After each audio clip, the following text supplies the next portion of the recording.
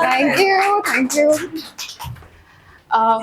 So, yes, it's around 4 years since I've actually recited a poetry. So, the first poetry that I call is The Voice of Vulnerability. The word vulnerability plays a very important role in my life because I see, even in love, it's so important to show that aspect.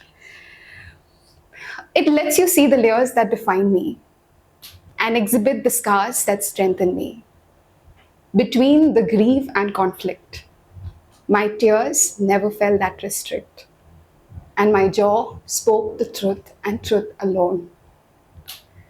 Yet, why that fear to love and be loved?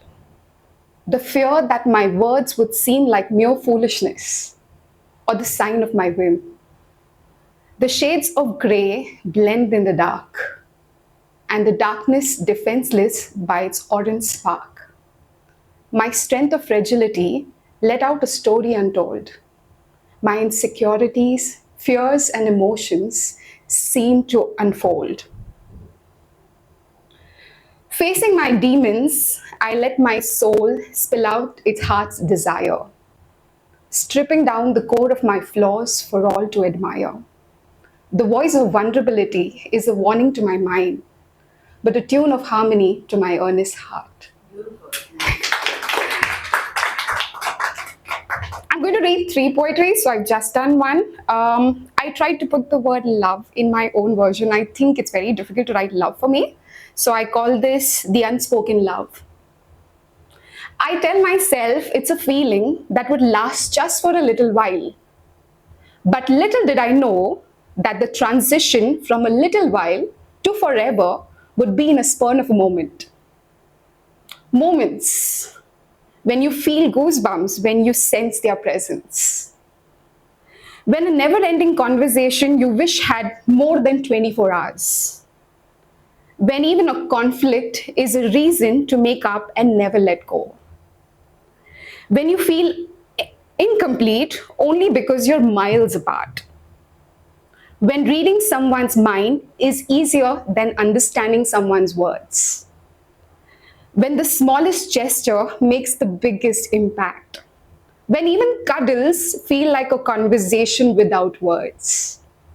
When conversations suddenly find meaning and words find poetry. When you're understood more than you understand yourself.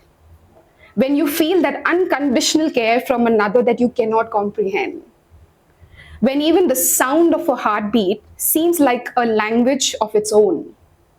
When just an embrace gives you the strength to endure your moments of despair. When their differences seem worth embracing and their similarity seems like a given. When your fear of love transitions to the fear of loss. When you love someone else more than you have ever loved you.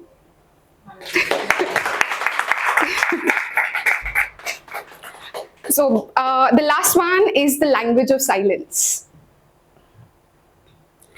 A symbol of a beginning, and sometimes it's just the end. Emptiness for some, but unspoken words for another. Silence that creeps with disapproval and numbness, or it's like a shadow of love and kindness. At times, it accompanies the tears of joy, or the heartbreaking tears that you fear the most.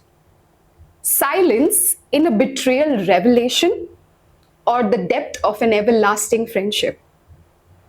Moment of silence in awe of the stars above, or viewing the mesmerizing rainy mountain below. You sense the silence in a sleeping newborn, or when they grow up to say goodbye. Silence in the moment that you let go, or the moment you embrace the meaning of love. You seek the silence in times of isolation, or that pleasant silence of finding comfort in the unknown. Silence in the form of a new life, or when you take your last breath. That's all from me. Thank you.